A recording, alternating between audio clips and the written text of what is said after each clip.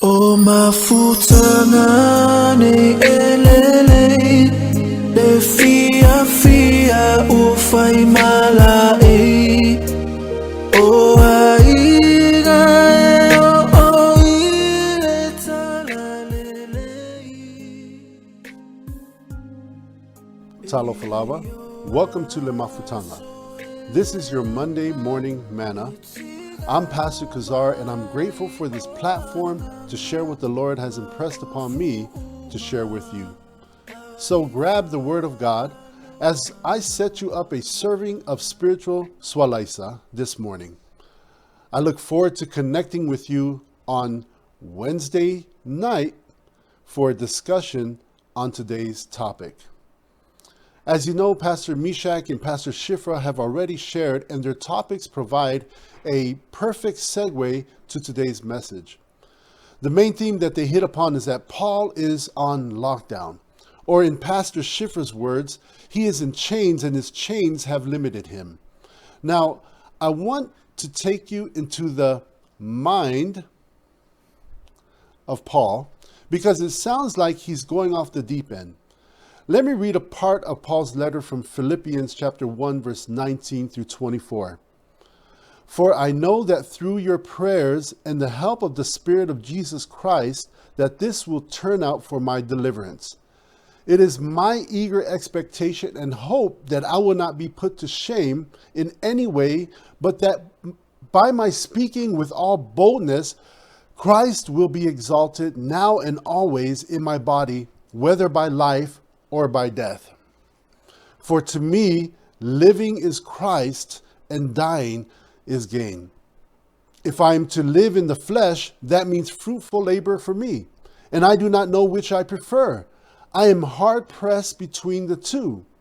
My desire is to depart and be with Christ, for that is far better, but to remain in the flesh is more necessary for you.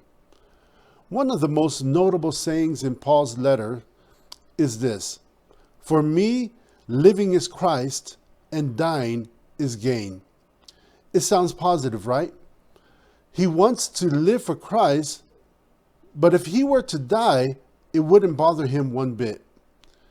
If we dig deeper into the mind of Paul, we might say that he might be okay with the thought of him ending his life. I'm not saying that he's suicidal, but when in a situation that he is in right now, on lockdown, limited, restricted, in chains, if you will, when your freedom is taken from you, well, let's say that not so positive thoughts start running through your head. And Paul is no exception.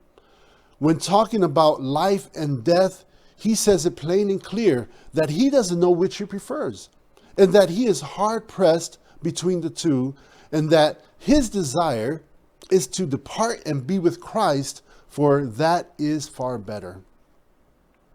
Well, the mind is a funny thing, especially when we become boxed in and confined. Understand that Paul is confined, much like we are today. And while he longs for his life to return to some type of normalcy, he's content even if his life were to end.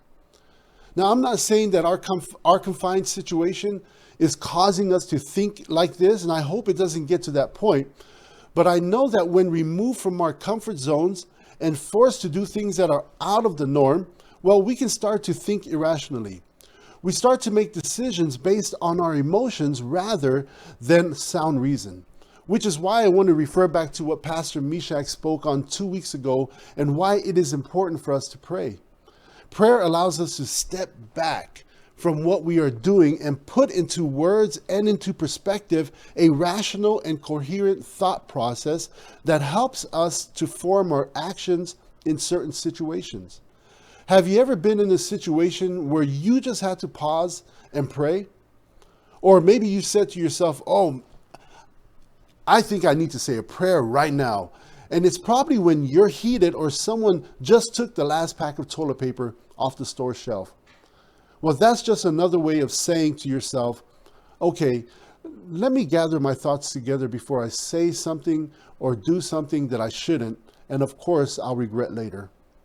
Many of us, especially in this unprecedented time that we're living in, can allow our emotions to get the better of us.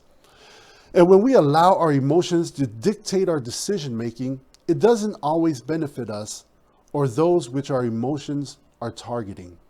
That being said, let me ask you these 3 questions to ponder on. Number 1, what are some practical ways to help you think clearly during these difficult times?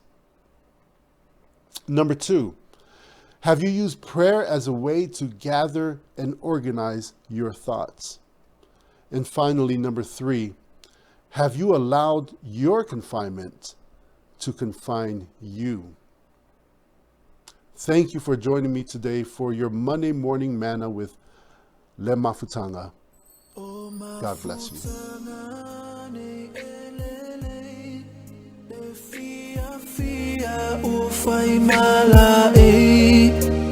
Oh